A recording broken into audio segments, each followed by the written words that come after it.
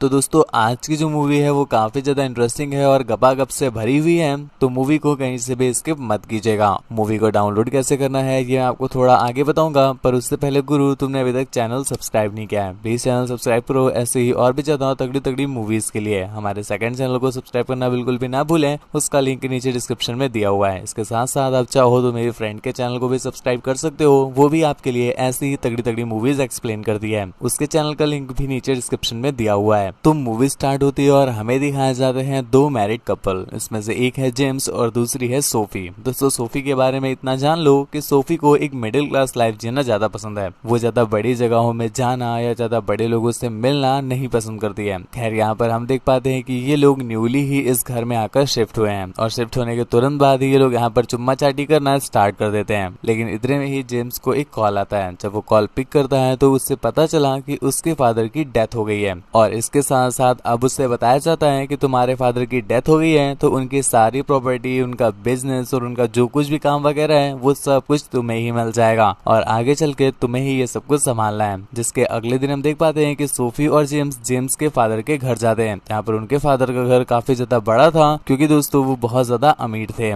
लेकिन सोफी इस घर को देख करके थोड़ा सा अनकंफर्टेबल हो जाती है और वो जेम्स से कहती है कि मैं इतने बड़े घर में नहीं रहना चाहती, बल्कि मुझे तो मेरा छोटा सा ही घर पसंद है। लेकिन जेम्स उसे किसी तरह से कन्विंस करता है कि हमें यहीं पर रहना पड़ेगा क्योंकि ये हमारे फादर का घर है और इसके साथ साथ एक बेनिफिट भी है इस घर में कि ये इतना बड़ा है कि मैं तुम्हें दौड़ा दौड़ा करके ठोक सकता हूँ। अब ठुकाई की बात सुन करके सोफी भी उसे मना नहीं कर पाती और यहाँ पर रहने को डिसाइड कर लेती है। जिसकी अगले ही सुबह जेम्स अपने ऑफिस चला जाता है और यहाँ पर हम देखते हैं सोफी काफी ज्यादा परेशान हो जाती है क्योंकि उसे इस घर में काम करने के लिए कुछ था ही नहीं, क्योंकि इतने सारे मेड लगे हुए थे, जिस पर सोफी को बहुत ज्यादा गुस्सा आता है और वो सभी सर्वेंट्स को उनकी नौकरी से निकाल देती है। और रात में जब जेम्स वापस लौट करके आता है तो उसे अपने घर में कोई भी सर्वेंट नजर नहीं आता, जिस पर वो सोफी से पूछता है तो सोफी उससे बताती है कि उसने सभी सर्वेंट्स को निकाल दिया है क्योंकि वो लोग उसे कुछ काम करने ही नहीं देते थे। ये बात सुन करके जेम्स उसे धर आता है और उससे कहता है बावली हो गई है क्या बहन की घोड़ी, इतने बड़े घर में तो अकेले काम कर लेगी क्या। अब भाई साहब सोफी के पास इसका कुछ भी रिप्लाई नहीं था, तो बस एक ही मंत्र है पति को मनाने का,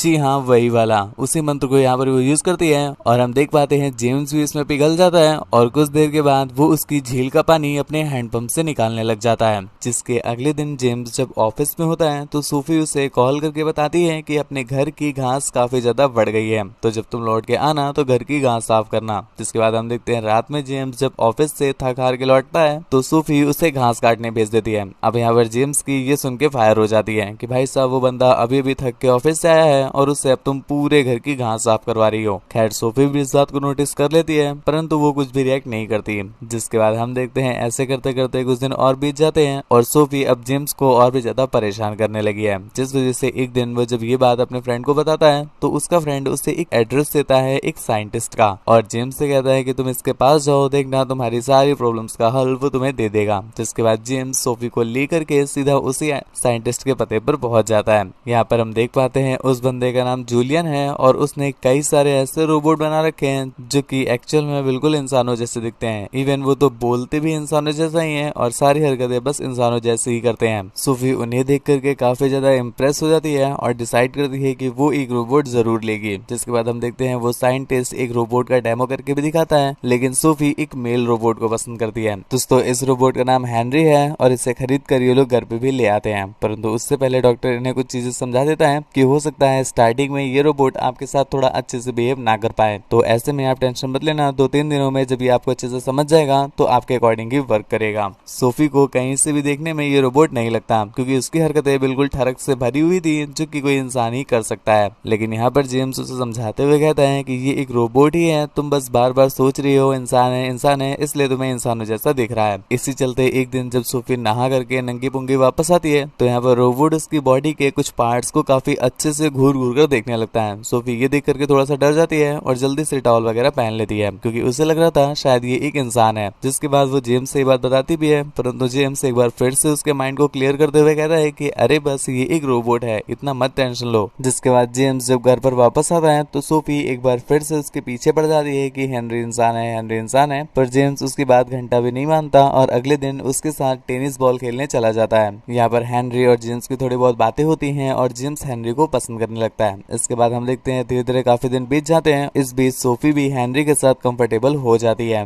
और अब वो हेनरी के साथ इतना ज्यादा कंफर्टेबल हो गई थी कि हर समय बस हेनरी की ही बातें करती रहती थी और हेनरी से ज्यादा क्लोज रहती है। ये देख करके जेम्स को कहीं ना कहीं जेलसी होती है कि वो अब हेनरी को ज्यादा भाव दे रही है, बल्कि अपने पति को तो बिल्कुल नेग्लेक्ट ही कर दिया। और इसी चलते एक दिन सोफी को रात में कुछ टूटने की आवाज सुनाई देती है। जब वो बाहर आकर के चेक करती है तो उसका जो मेन डोर था वो टूटा हुआ था और देखने पर पता चला कि हेनरी सामने पूरा नंगू पुंगू होकर के लेटा हुआ है, जिसे इस तरह से नंगू पुंगू देख करके सोफी उसके पास जाती है। पूछने पर हेनरी बताता है कि वो एक सपना देख रहा था। ये देख करके सोफी को थोड़ा सा ऑकवर्ड लगता है क्योंकि रोबोट सपने वगैरह नहीं देखते हैं। जिसके अगले ही दिन हम देखते हैं वो साइंटिस्ट उनके घर आता है, जिस पर सोफी उससे बताती है कि आपका साइंटिस्ट तो बिल्कुल इंसानों जैसे बिहेव करता है। तो साइंटिस्ट ने उससे बताया कि वो बस एक छोटा सा ग्लिच हो गया था, आप अब उसे रखिए, देखिए आपको कहीं से भी वो इंसान नहीं लगेगा। उसी रात जेम्स बत्ती बुझा के मोमबत्ती लगा के कड़वा तेल लगा के बैठा हुआ था कि जैसे ही सोफी आएगी वो उसे वहीं पर पटक के पेल देगा, परंतु सोफी उसके खड़े तंबू पर गर्म पानी फेंक देती है,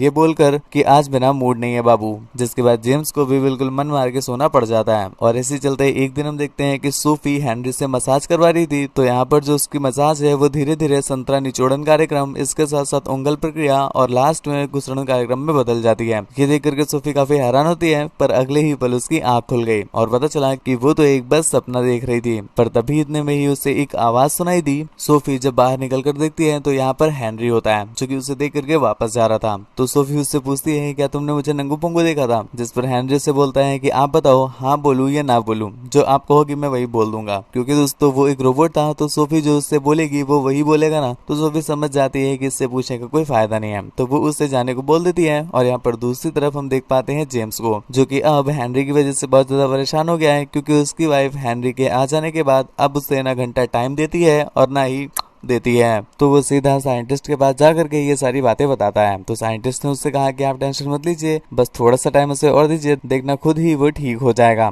जिसके बाद जेम्स जब घर पर वापस आता है तो वो हेनरी को वार्निंग देता है कि मेरी वाइफ से तुम्हें बिल्कुल दूर रहना है, उसके साथ ज्यादा लबर लबर नहीं करना है, उसके छोटे मोटे काम कर सकते हो वो भी दूर से। ये बात हेनरी की वाइफ भी सुन लेती है, तो उसे बहुत ज्यादा गुस्सा आती है और इस वजह से जेम्स और सोफी की लड़ाई हो जाती है। इसी चलते एक दिन जेम्स जब वॉशरूम में था तो वो कम्प्लीटली नंगा पुंगा था और इतने में ही वहां पर हेनरी भी आ जाता है, जो कि पूरी तरह से नंगा पुंगा था। हेनरी उससे आकर कहता है कि प्लीज मुझे माफ कर दीजिए, जो भी मैंने अभी तक किया, अब मैं ऐसा कुछ भी नहीं करूंगा। जिस पर जेम्स भी उसे माफ कर देता है, पर इतने दिनों से जेम्स को मिली नहीं थी और उसका गपागप करने का इतना ज्यादा मूड हो जाता है, तो वो हेनरी को ही झुका करके उससे अपने टूथब्रश से मंजन कराने लगता है। इस चीज की फील लेकर उसे मजा तो बहुत आता है, पर अगले दिन जब उसकी दारू उतरती है तब जाकर उसे ध्यान आया कि उसने कितना बड़ा कांड कर दिया है। यहाँ पर हम सोफी को देख पाते हैं, जो कि हेनरी से मसाज करा रही होती है और यहाँ पर हेनरी उसकी मसाज करते करते एक बार फिर से उसे अपने मुंह से चुम्मा देने लग जाता है। जिस पर सोफी को तुरंत ही होश आ गया और वो उसे खुद से दूर कर देती है और उससे कहती है कि तुम ये सब क्या कर रहे हो। जिस पर हेनरी उससे कहता है कि मुझे अब आपसे प्यार हो गया है। जिस पर सोफी थोड़ा सा डर जाती है और उसे किसी तरह से अलग करती है। और शाम को जब जेम्स घर आता है तो यहाँ पर सोफी उसे सब कुछ बताती है। जेम्स, जो कि उसकी बात घंटा भी मानने के मूड में था नहीं, पर यहाँ पर सोफी बार बार एक ही बात बोलती है, तो कहीं ना कहीं उसकी बात में सच्चाई हो सकती है। और यही सोच करके जेम्स सीधा हेनरी के रूम में जाता है और यहाँ पर उसे सजा देने के लिए वो उसे एक पंच मारता है, परंतु इससे उसे ही उल्टा लग जाती है। जिस पर जेम्स को बहुत ज्यादा गुस्सा आया और वो उसके चार्जर को ही तोड़ देता है और फिर हेनरी से कहता है कि रुको, तुम एक दो दिन में जब सड़ जाओगे ना तो उठा के बाहर फेंकाऊंगा। जिसके अगले दिन हेनरी सोफी के पास जाकर के अपने किए गए कामों की माफी मांगता है और उससे बता देता है कि मैंने कुछ भी गलत नहीं किया है, आप दोनों एक दूसरे को दे नहीं रहे थे, तो मैंने बस दोनों को अपनी अपनी थोड़ी थोड़ी सी दे दी है। अब ये सुनकर के सोफी का दिमाग घूम जाता है कि जेम्स भी इसकी लेता है और ये सुनकर के उसे बहुत ज्यादा गुस्सा आया। जिसके बाद वो सीधा जेम्स के पास जाती है। यहाँ पर दूसरी तरफ हम देख पाते हैं उस साइंटिस्ट को, जो कि हेनरी को रिपेयर करने आया था। इस पर सोफी उससे कहती है कि इसे रिपेयर कर देना और यहाँ से वो सीधा निकल जाती है जेम्स के पास। यहाँ पर जेम्स के पास जाकर के वो उसे धर कर आती है और उसने हेनरी के साथ गपागप क्यों किया इसका रीजन पूछती है।